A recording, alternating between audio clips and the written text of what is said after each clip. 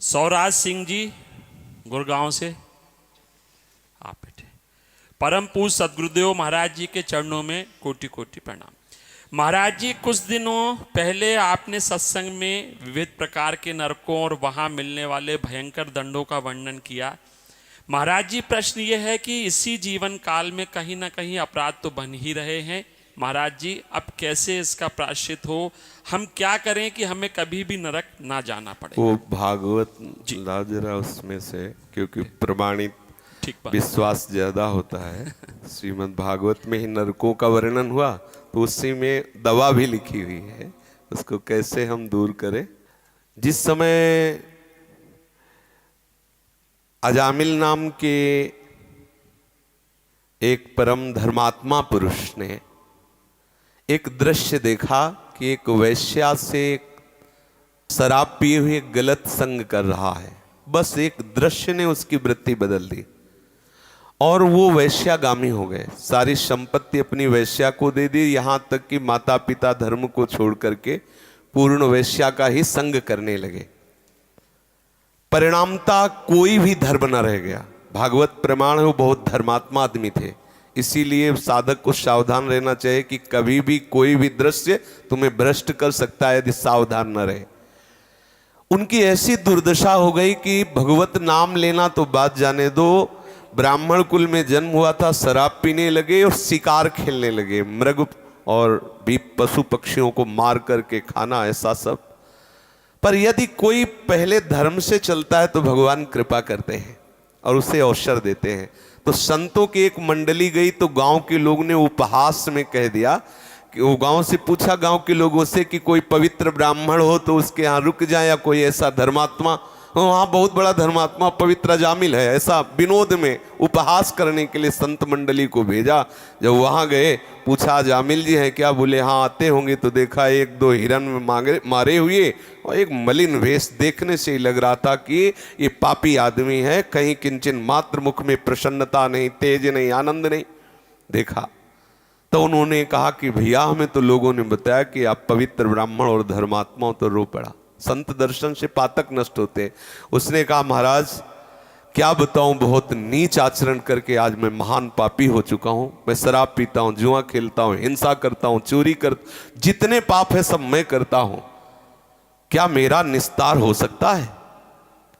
जैसा आपने कहा, कोई भी व्यक्ति ऐसा नहीं है छोड़ भगवान और भगवान के निज जन जो अवतार लिए हैं उनके सिवा जिनसे गलती न हो। शास्त्र कहता है नाही कश्चित क्षणमपि जातु तिष्ठत्य कर्म कृत कार्यते ह्रवशः कर्म गुणैः स्वाभाविकैर्बलात्। कोई एक क्षण भी बिना कर्म किए नहीं रह सकता, कोई भी। प्रत्येक क्षण कोई भी शरीरधारी कोई न कोई कर्म करता है, चाहे शुभ कर्म हो या अशुभ कर्म हो। प्रकृति उससे बलात् कर्म करवा लेती है। शास्त्र कह रहा है अब वो जिस स्वभाव का होता है वैसा उससे कर्म होता है। आसुरी स्वभाव का होता है तो पाप कर्म अधिक होते हैं, यदि दैवी स्वभाव का होता है तो उससे पुण्य कर्म होते हैं। पर होते दोनों से, क्योंकि शरीर पाप और पुण्य दोनों कर्मों से मिश्रित बना हुआ है। निश्चित है सबसे कुछ पाप होते हैं, सबसे कुछ पुण्य होते हैं। गलत संग हो जाए तो अधिक पाप हो जाते हैं और अच्छा संग हो जाए तो पुण्य अधिक हो जाते हैं। अधिक पुण्य वाला स्वर्ग जाता है और अधिक पाप वाला नरक जाता है। अजामिल जी से कहा तुम धैर्य धारण करो, चिंता तुम्हें करने की जरूरत नहीं। एक उपाय है, समस्त पापों का सांगोपांग नाश करने के लिए भगवान का एक नाम है, आप नाम जप करो। उनका ये मेरे से नहीं होने वाला। पापवंत कर सहज स्वभाव भजन मोर ते भाव न काओ। बोले मेरे से भजन नहीं हो सकता, पक्की बात है नहीं होगा। जिसका मलिन अंतःकरण हो गया वो भगवान नाम जप नहीं कर सकता। बोले तो एक बात करो, तुम्हारी पत्नी गर्भवती है, तुम्हारे अब बच्चा होने वाला है, ये आखिरी बच्चा है, इसका नाम तुम नारायण रख देना। बोले हाँ ये ठीक है। जब पुत्र हुआ उसका नाम नारायण रख दिया तो भगवत कृपा से उसको इतनी आसक्ति हो गई कि खाना पीना हर समय उसी बालक को तो नारायण नारायण पुकारना। देखो संतों के संग का प्रभाव देखो। जहां नाम जप के लिए साफ मना कर दिया था उसका नाम जप प्रारंभ, बेटा नारायण नारायण नारायण। कुछ समय बाद उसका अंतिम समय आया तो मृत्यु शैया में पड़ा हुआ था। उसको याद उसी अपने बच्चे की आई तो यमदूत आ चुके थे। भय से वो आक्रांत होकर व्याकुल होकर पुकारा नारायण बच्चे के लिए। जो ही इतना निकला तेवी भगवान के दिव्य पार्षद, नारायण नाम पूरा नहीं निकल पाया था और भगवान के पार्षद चतुर्भुज रूप धारण किए हुए गदा शंख चक्र और तलवार लिए हुए विराजमान हो। तुरंत यम पास काट दी और यम के दूतों को डांटा और कहा तुम इस निष्पाप पुरुष को दंड क्यों देते हो।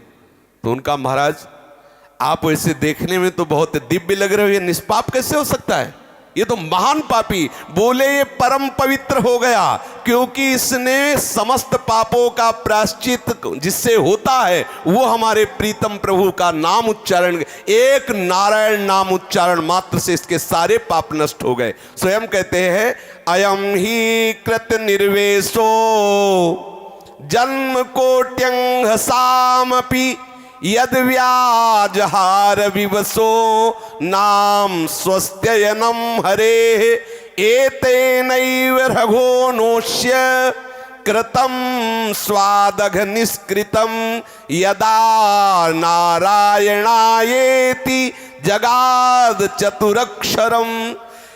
यमदूतों एक जन्म नहीं, इसने करोड़ करोड़ जन्मों के पापों का प्रायश्चित कर लिया क्योंकि इसने श्रद्धा से नहीं, भगवत भाव से नहीं, पुत्र के ब्याज से, पुत्र के बहाने से नारायण नाम लिया।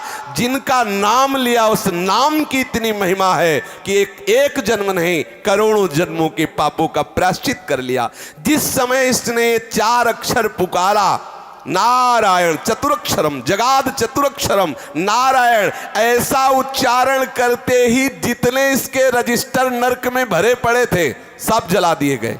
नारायण नाम उच्चारण करते ही ये निष्पाप हो गया। तो बोले महाराज कौन कौन से पापी पवित्र हो सकते हैं।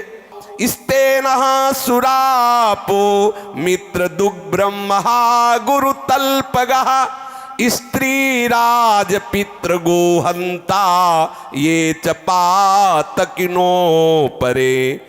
जो चोरी करता है, शराब पीता है, मित्र से द्रोह करता है, जो ब्रह्मघाती है, जो गुरु पत्नी गामी है, जो ऐसे नीच पुरुषों का संग करने वाला है, जो स्त्री की हत्या करने वाला है, राजा की हत्या करने वाला है, पिता की हत्या करने वाला है, गाय की हत्या करने वाला है, और भी जो बड़े से बड़ा पापी हो, सभी पापियों के पाप का नाश करने के लिए एकमात्र भगवान नाम है।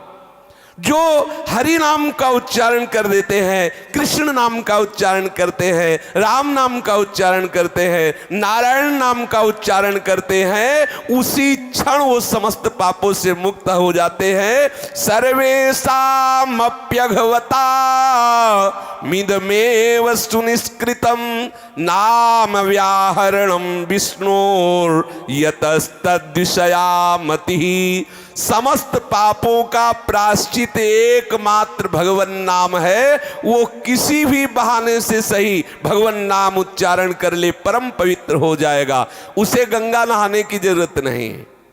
जो ऐसा महापापी है, न गंगा न गया सेतुर न काशी न च पुष्करम जिह्वाग्रे वर्तते यस्य हरिरित्यक्षरद्वयम्।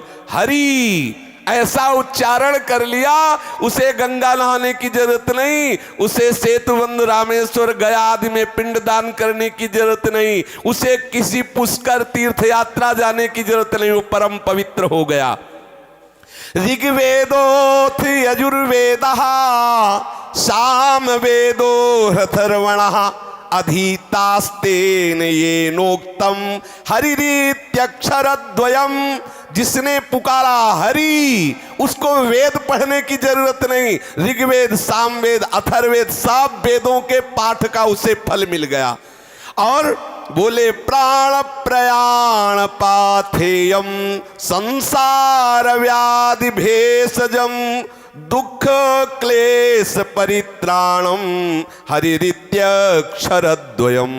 जिसने हरि ऐसा उच्चारण कर लिया तो प्राण छोड़कर जो यात्रा होनी उसके लिए उसने पूर्ण व्यवस्था तैयार कर ली। अर्थात शरीर छोड़कर जो जाना है अब वो सीधे भगवत धाम जाएगा, उसे यमराज के दूत देख नहीं सकते। उसने सर्व पापों का प्रायश्चित कर लिया, ना उसे वेद पढ़ने की जरूरत, ना गंगा गया काशी जाने की जरूरत, ना कोई यज्ञ करने की जरूरत। जिसने हरि हरि हरि, नारायण नारायण नारायण, राम राम राम, कृष्ण कृष्ण कृष्ण ऐसा नाम उच्चारण कर लिया। भगवान के परम प्रेमी श्री धर्मराज जी महाराज भगवत भक्तों के लिए धर्मराज है और दुष्टों के लिए वही यमराज है। उन्होंने कहा है कि चाहे किसी भी बहाने से, किसी भी कामना से, किसी भी भाव से यदि कोई मेरे स्वामी श्री हरि का उच्चारण कर रहा हो तो अपने दूतों से का देखना भी नहीं उनकी तरफ। यदि गले में तुलसी की कंठी है, जिह्वा में नाम उच्चारण कर लिया तो लाने की बात जाने दो, वो कैसे भी हो देखना भी नहीं। बोले जिह्वान वक्ति भगवत गुण नाम धेयम चेतश्च न स्मरत्य चरणारविंदम कृष्णाय नो नमति यच्छिर एकदापि तानानयध्वमस्तो कृत विष्णु कृत्यान। ऐसे लोगों को मेरे समीप लाना जिन्होंने जीवन में एक बार भी नहीं बोला कृष्ण। अगर एक बार बोला है तो झंझट फंस जाएगी।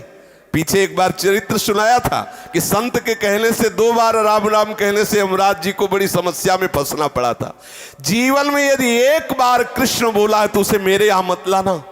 यमराज जी कह रहे जिसने जीवन में एक बार भी भगवान नाम उच्चारण नहीं किया, जिसने अपने चित्त से कभी भगवान का चिंतन नहीं किया, जिसने एक बार भी प्रभु को प्रणाम नहीं किया, जो भगवत लीला कथा कभी नहीं सुने, ऐसे पापियों को मेरे यहाँ लाना। लेकिन जो भगवान नाम उच्चारण कर लिया, गले में तुलसी की कंठी बांधे हुए है, भगवत चरण आश्रित है, उनकी तरफ देखना भी नहीं। यमराज कह रहे कि दूतों तुमसे अपराध बन गया। अजामिल ने नारायण नाम उच्चारण किया और तुम वहां उपस्थित थे और भगवान के दूतों से प्रश्न उत्तर किया, इसलिए मैं अपने दोस्तों की क्षमा प्रार्थी होकर के भगवान से प्रार्थना करता हूं। सार बात है किसी भी भाव से भगवान नाम उच्चारण कर लो, आपको नरक नहीं जाना पड़ेगा। स्वयं भगवान के पार्षद स्वयं यमराज जी और श्रीमद् भागवत इस बात की साक्षी है। भगवान नाम उच्चारण मात्र से सारे पाप का प्रायश्चित हो जाएगा। तुम्हें ना यहाँ वो फल भोगना पड़ेगा और ना नरक जाना पड़ेगा, ना इसमें रुपया लगता है, ना इसमें ये कहा जा रहा है कि आप नहा धो के जपो। जैसी स्थिति में हो, राम राम कृष्ण कृष्ण हरि हरि श्री हरे नमः राधा राधा, जो नाम प्रिय हो नाम जपने का प्रयास करो। नाम समस्त पापों का नाश कर देता है।